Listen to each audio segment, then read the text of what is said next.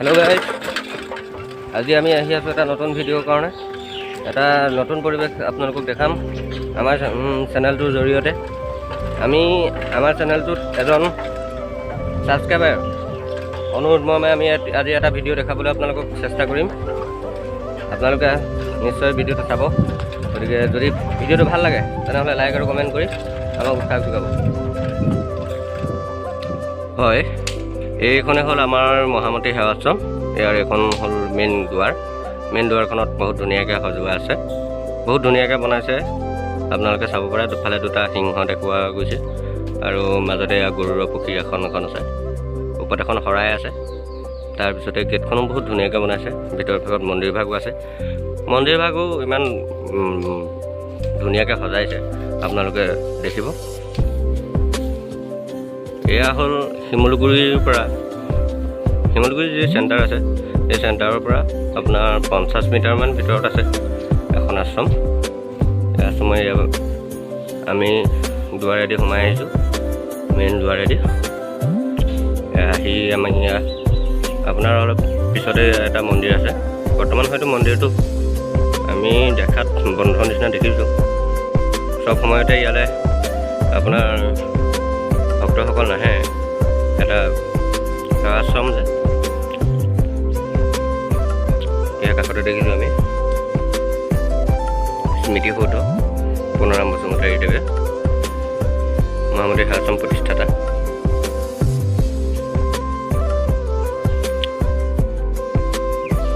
তাৰ কাষতে আছে আপোনাৰ এটা পুখুৰী সদৃশ, পুখুৰী বুলিয়ে ক'ব পাৰি। ইয়াত খুব সুন্দৰ এটা, এয়াও আশ্ৰমৰে অন্তৰ্গত। ইয়াৰ পিছতে এয়া আছে মেইন দুৱাৰেদি সোমাই আহি আমি এয়া আপোনাৰ যি সেৱাশ্ৰম, সেই সেৱাশ্ৰমস্থলীত আমি পাইছোঁহি। সুন্দৰ এটা আশ্ৰম, এখন সুন্দৰ আশ্ৰম।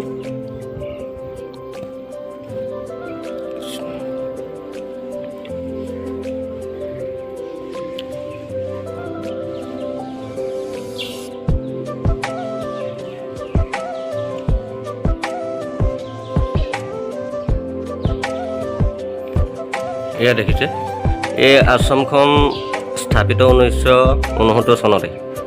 1969 চনতে এই আশ্ৰমখন স্থাপিত হৈছে। এয়া আপোনালোকে দেখিছে, বৰ্তমানে কি সুন্দৰভাৱে আছে আশ্ৰমখন। বহুত পুৰণা, কেইবাবছৰো হ'ল, 69-70 নাই কমেও আপোনাৰ সেইফালে 30-20-50 বছৰ পাৰ হৈ গ'ল এই আশ্ৰম।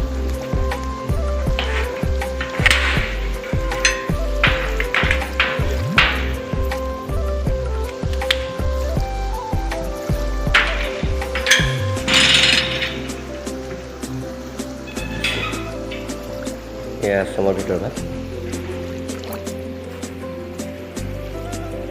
খুব সুন্দৰকৈ আছে আশ্ৰমখন। আপোনালোকে দেখিছে খুব সুন্দৰভাৱে আশ্ৰমখন আছে, খুব সুন্দৰ পৰিস্থিতি, সুন্দৰ পৰিৱেশ, সুন্দৰভাৱে এয়া আশ্ৰমৰ বৰ্তমান আশ্ৰমৰ যি তদাৰক কমিটিৰ আণ্ডাৰত যি আছে, খুব ধুনীয়াকৈ এই আশ্ৰমৰ স্থাপনা ভাগ ইয়াত দেখিছে। বহুত সুন্দৰভাৱে নিয়াৰকৈ বস্তুটো ৰখা হৈছে।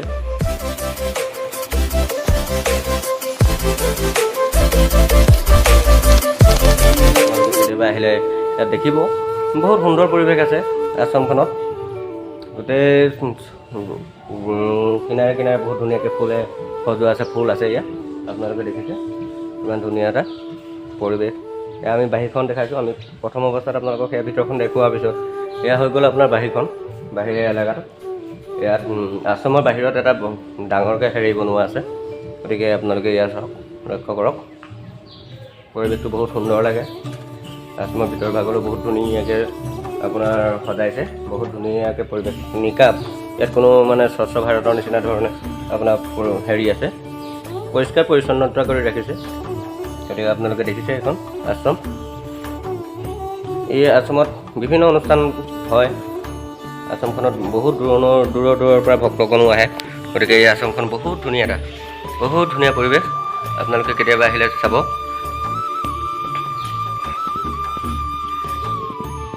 হয়, পৰিৱেশটো বহুত ভাল লাগে। কেতিয়াবা যদি আহে আপোনালোকে শিমলুগুৰিত, তেনেহ'লে এই আশ্ৰমখনত আপোনালোকে একবাৰ চাই যাব।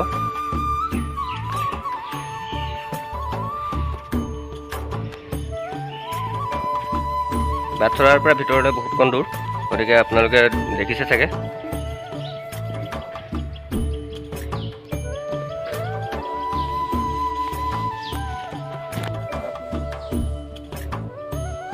নিশ্চয় আপোনালোকক চাগে মনোৰঞ্জন দিবলৈ চেষ্টা কৰিলোঁ। আপোনালোকক আজি আমি এই শিমলুগুৰিস্থিত আশ্ৰমৰ কিছু পৰিৱেশ আপোনালোকক দেখালোঁ। যদিহে এই পৰিৱেশটো আপোনালোকে চাই ভাল লাগিলে, তেনেহ'লে আমাক লাইক আৰু কমেণ্টৰ জৰিয়তে আপোনালোকে আমাক উৎসাহ যোগাব। গতিকে ইয়াৰ পিছত আমি পুনৰ লগ পাম এটা নতুন ভিডিঅ'ৰ সৈতে। গতিকে আজিলৈ